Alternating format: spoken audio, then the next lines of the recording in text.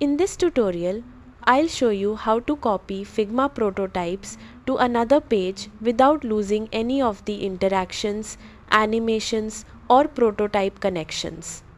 Start by opening the Figma file that contains the prototype you want to duplicate. If needed, create a new page by clicking the plus icon next to Pages in the left sidebar.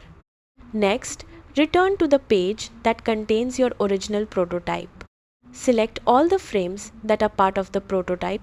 Make sure you include any connected screens, overlays, or interactive elements that are used in the prototype flow.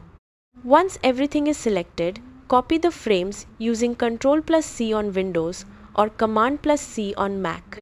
After copying, select the duplicated frames or paste them if needed. Instead of manually dragging frames to another page, right-click on the selected frames and choose Move to Page. Select the destination page where you want the prototype to be copied.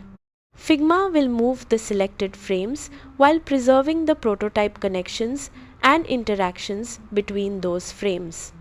After the move is complete, open the new page and switch to prototype mode to test your interactions. Click through the prototype to confirm that all animations, transitions, overlays, and links are still working correctly.